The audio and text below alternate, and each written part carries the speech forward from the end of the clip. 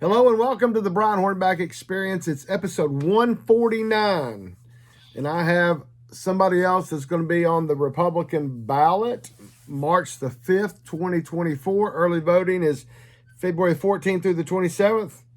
He's in office now, and what's amazing is he has no opponent on the ballot, Republican ballot, or an August ballot. But we have relatively new Criminal Court Judge Division II, Judge Hector Sanchez. Hector, how are you? Great. Thank you so much for having me here, Brian. I really do appreciate it. Thank you for your kind words. Oh, absolutely. So, for those people, and I think I've linked to it before, but just as kind of introduction, my friend Alan Williams did a pretty good story on you right after you became the Criminal Court Division II judge after Kyle Hickson got elected, and then moved immediately to the criminal court court of appeals. So you're filling his spot. So you had to be on the ballot this time because the governor gets to appoint, but then you got to run, and then you'll have to run again in what, 2 more years, something like that. Actually, 2030. Yeah, 2030. That's right. Yeah, because y'all have 8-year terms. So yeah, so you got to run for the next 6 years. So anyway, first Hispanic trial judge in the state of Tennessee.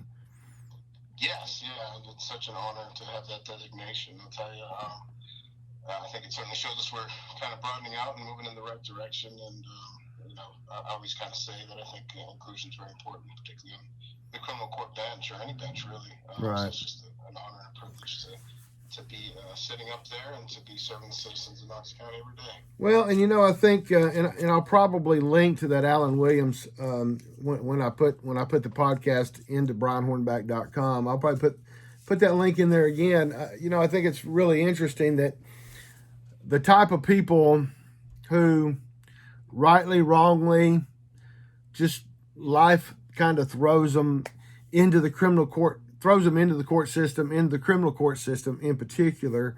We hear a lot about the fact that, they had a little bit of a rough start. And I think when people come into the court and they see Judge Sanchez up there, they don't fully know the story. And your story is an interesting story. You were born in Texas, but you and your mom and you and 3 of your siblings wound up in Massachusetts, wound up in some homeless housing until you got into some public housing. So just kind of talk about that briefly.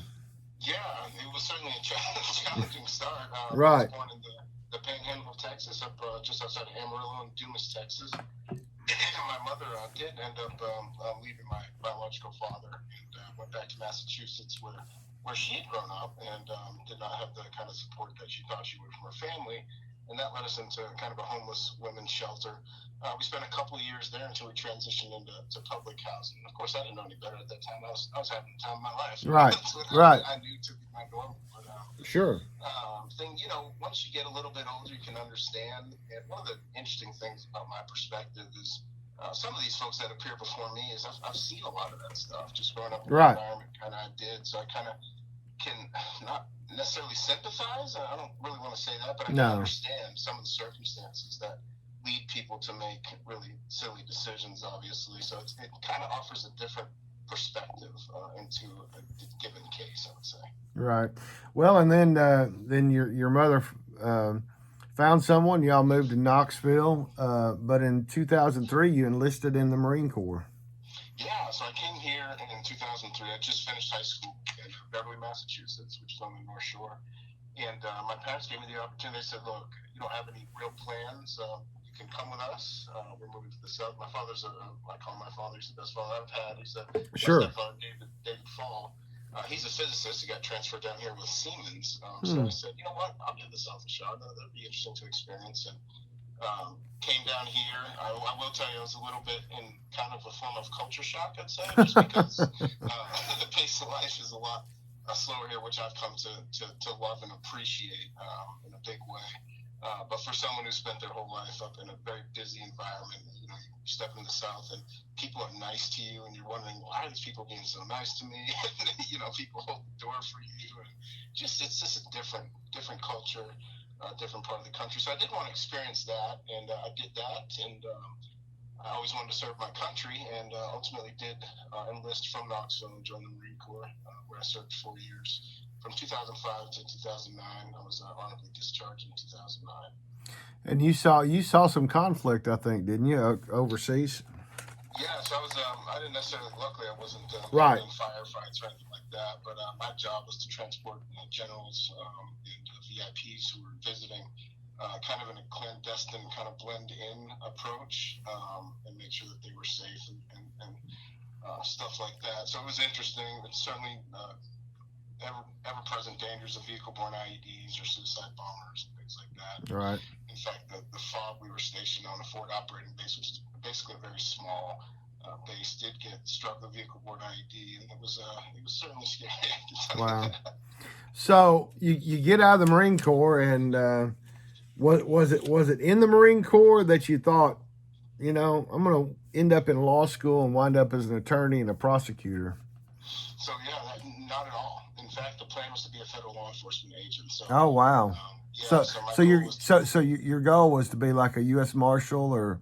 Yeah, I mean, okay. I was exploring the Marshals, the FBI, CIA, although that was probably out of reach, just because they tend to recruit folks who are more special forces, often will have a finance background and things like that. But so I was exploring all that, and actually I had a professor in my undergrad, Old Dominion University in Norfolk, Virginia, and she was a former prosecutor, and I really enjoyed her. She's from Ghana, and she talked to me and kind of explained to me, I know you want to be a federal law enforcement officer, but here's my perspective, here's what I did as a prosecutor, and got to interact with those folks on a daily basis, and she basically was telling me that she thought she could make a bigger impact and difference in the job of being assistant district attorney. So I kind of took that to heart, and I took the LSAT exam. I didn't do great on it, and my parents agreed to actually put me through a training program, and I did well enough to get into UT College of Law. So that's kind of where the trajectory with regard to my legal career kind of started. Wow. And then I guess while you were at UT Law School, you ended up working for, did you work for District Attorney Sharm Allen before you finished law school, or was that after you finished law school? Yeah, so right when I graduated undergrad in Virginia, I moved here right. and actually worked for a year as a clerk, a full-time clerk. Right. In, actually General Nichols' office at the time. And I've worked and kind of did a lot of file building, helped prepare some rate trials and stuff. You're basically the guy that just had to do whatever somebody else didn't want to do, right? That's right. Yeah, that's right. And I did it. I enjoyed it. Made the best of it. But it also reaffirmed to me in that year, and watching some of those trial attorneys such as Kevin Allen, Leslie Nielsen, Keisha Fitzgerald, some of the greats that really have served as mentors to me, Ken Irvine.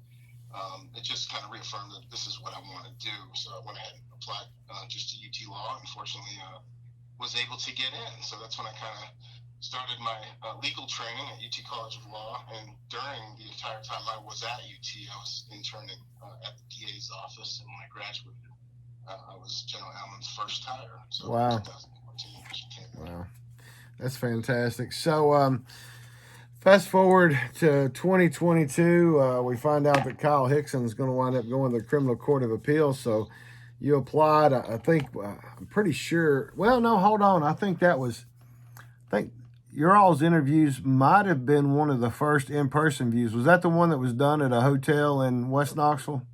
Yeah. Yeah. The trial court vacancy. Yeah, the trial court vacancy committee. The one thing that I'll say about COVID is that even now, Judge Davis, who's on the circuit court bench here in Knoxville, and Judge Hickson, who is on the criminal court bench, the bench that you're on now, have both moved up. Judge Davis is on the Court of Appeals. Judge Hickson's on the Court of Criminal Appeals.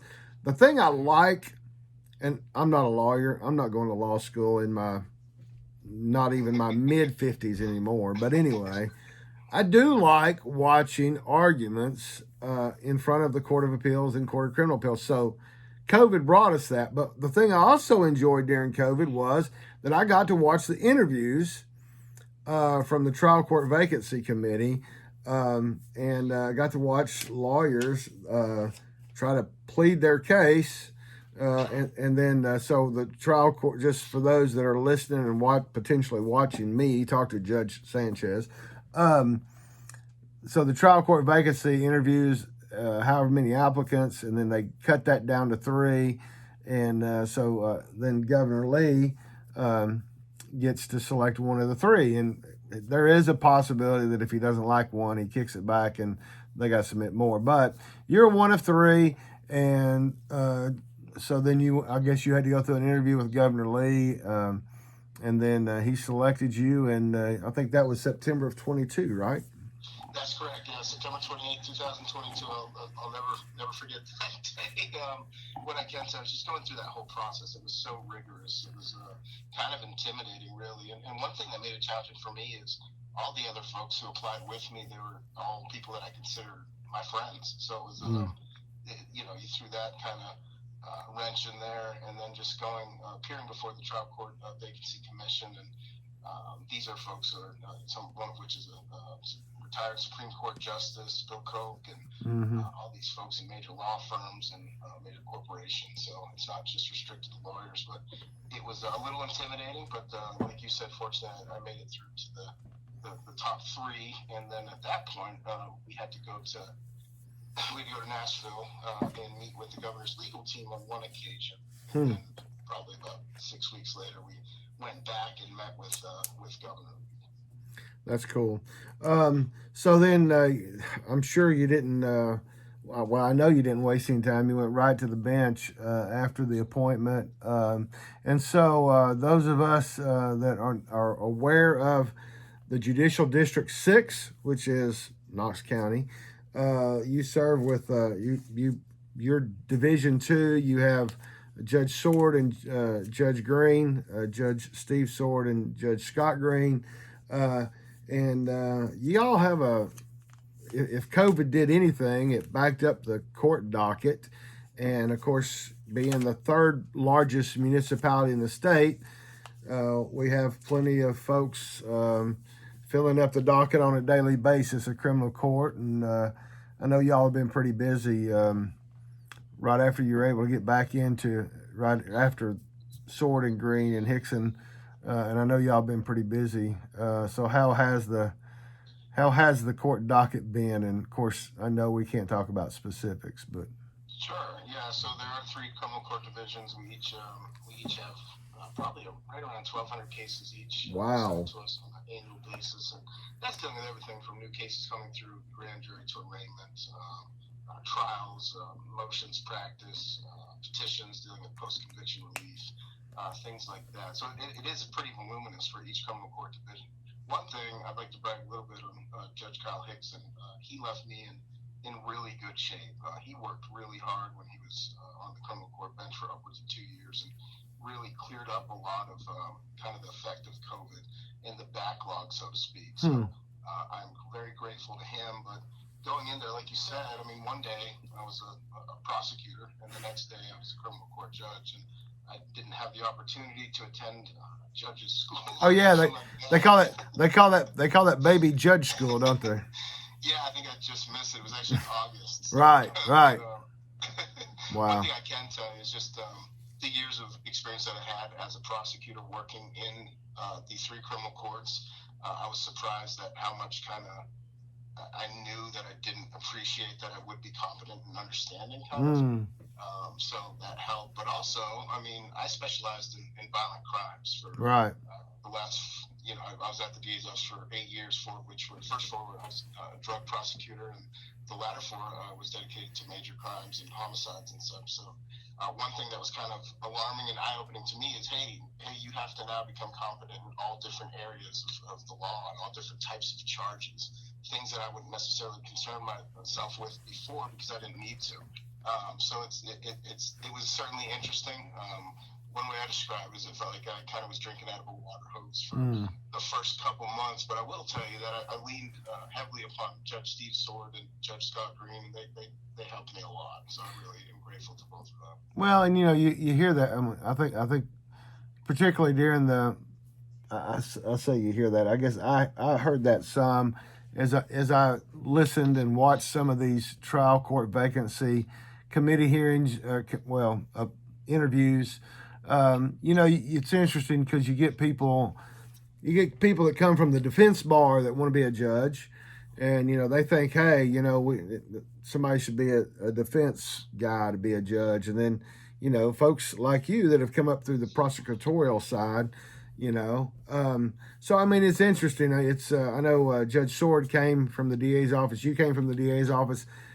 Judge Green had a little bit of prosecutorial experience, but then he went out on the defense side. But at the end of the day, if somebody, in my opinion, as a layman, who would like to think he's a lawyer because he watched Boston Legal and a few other good shows, is that as a judge, my opinion is you're just the one being the umpire, the referee. You're calling the balls and strikes.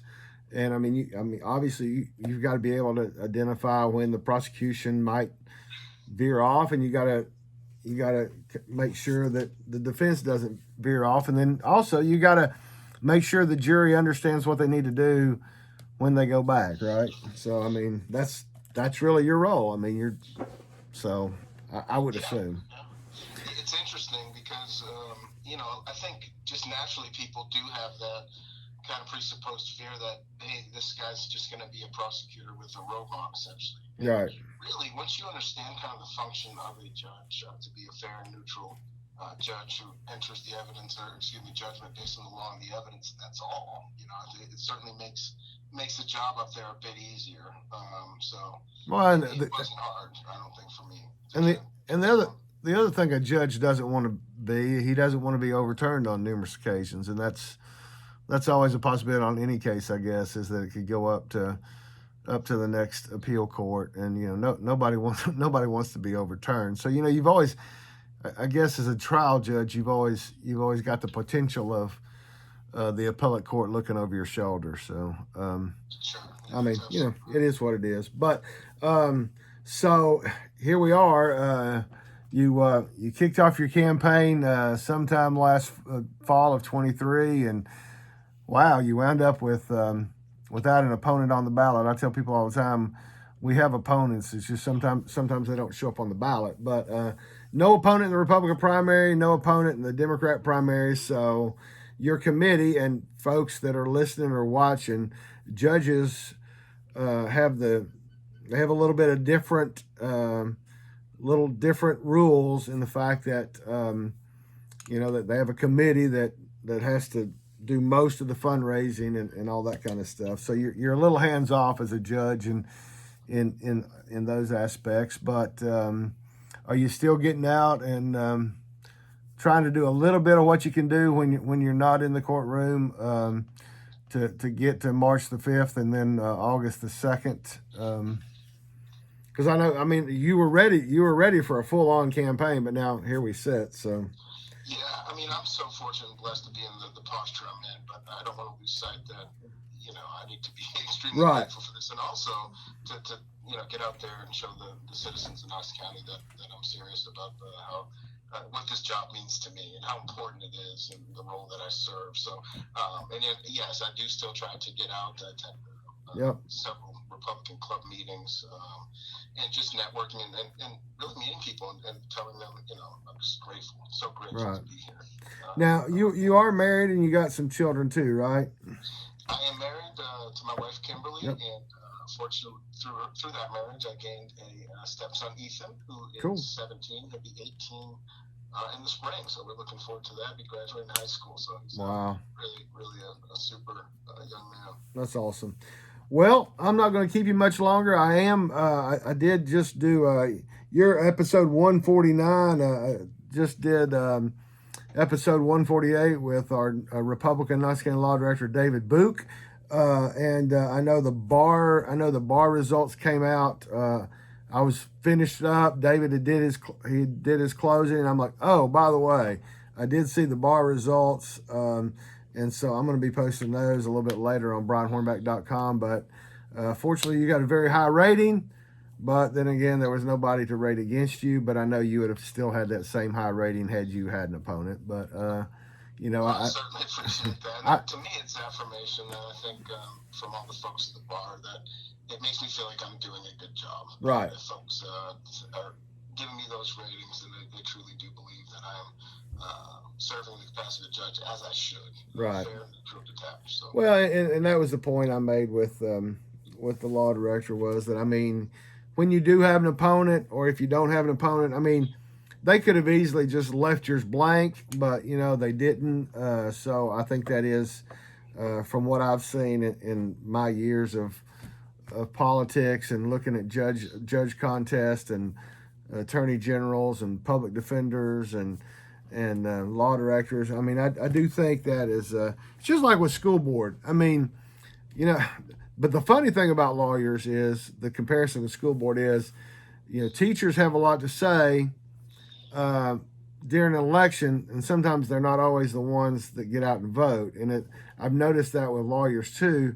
You know, they get involved, and sometimes they don't always show up to vote. But you know, at some point, both parties have to figure out a way to get people out to vote, because the voting is trending down in the state of Tennessee. And you know, 2 years in a row, we've been selected by the Heritage Foundation as the number one in the nation for election integrity. And it's like, hey, how can we be so good, but we got so few people voting? But anyway, that's my mind too. You're out to vote if you can. Right. Why would you not? Right. Well, I'll let you close it out, and I appreciate you being here on the Brian Hornback Experience. Well, Brian, thank you so much, and all the folks listening. Again, it's just such an honor to be able to serve the citizens of Knox County and the capacity that I do as a criminal court judge. And I certainly appreciate the opportunity to speak to you, Brian. And if you need anything, you know where to find me. Well, same thing here. Anytime I can do anything for you or Judge Sword or Judge Green, and anytime y'all need to get any information out, I'm here. So I appreciate you. We'll talk to you soon. All right, so have a good Thanks, night. Judge. Bye.